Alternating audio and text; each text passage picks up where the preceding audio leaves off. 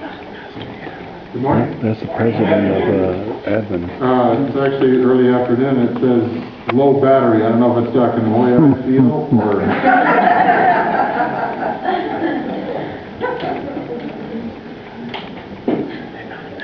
What time do we usually quit? About 5:30? If you want. If anybody gets weak, there's food in the back. I understand. We need to bring you some too? No, I'm fine. I got fat reserves that are obvious.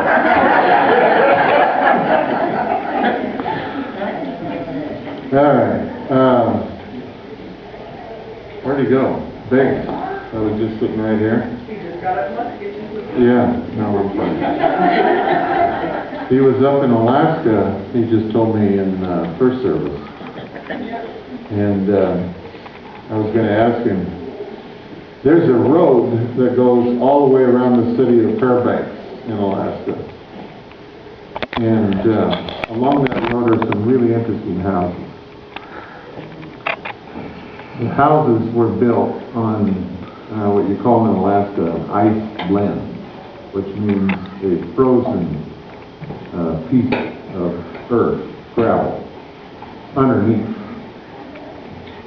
And in subarctic areas, in the Arctic, the ground is frozen solid. Thank you. What's the name of that road in Fairbanks that goes all the way around town? Do you remember that? You have to find somebody more knowledgeable in Fairbanks than I am. Yeah. In the Arctic, the ground is frozen, but in subarctic, in the rest of the Alaska, there's ice lenses underneath, and they're patchy. And if you build a house on top of a place where part of it's frozen and part of it's not frozen, it does really interesting things to your house in time. As you pour a foundation, and the foundation makes the ground warmer, and that ice lens begins to melt. And when that ice lens begins to melt, then your foundation starts to go all over the place. And the first thing you know, you're living in a house where you can look out and see blue sky in the middle of winter and it's 40 below because your house is cracked and has shifted to such an extent that now it's all different levels. There's a house on that road that I can't remember the name of the road right now in Fairbanks, where the roof line is supposed to be straight, and it's anything but straight. I think it's at least 3 levels, if not 4. My point is, you got to build a solid foundation if you're going to keep from cracking, or you got to have a solid foundation if you're going to keep from cracking up. And I don't mean laughter, I mean mentally and spiritually. Okay? And that's what I want to talk to you about today, because I'm intrigued by several characters in the Bible who had really, really, really solid foundations. One of them was the prophet Daniel. Things got so bad that when the prophet Daniel was taken captive, he ended up being all by himself, basically. He had 3 friends. And those 3 friends encouraged him, but he was the ringleader. And instead of having a whole nation to back him and tell him, attaboy, he was by himself. And he was captive. Now you have to understand a little bit about the circumstances.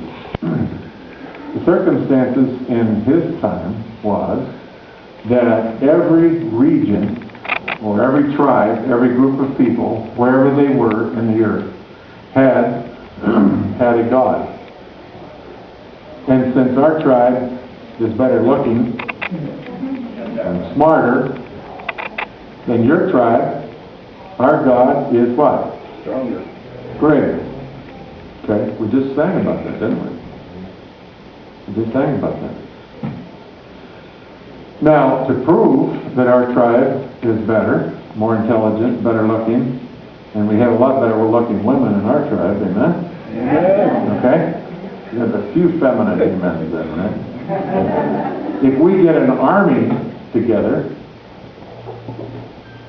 and we defeat your army, that's proof positive that our God is the true God and He is stronger and better than your God. And you're inferior. You're inferior ethnically, you're inferior culturally, and you really are inferior religiously. Now what has just happened to Daniel? He has been taken captive by a ruthless tribe that has come down from northern Iraq. Funny how these stories kind of recycle, isn't it? A ruthless tribe that's come down from northern Iraq and settled in the plain of Babylon and has assumed power by various means, not all of them legal or moral.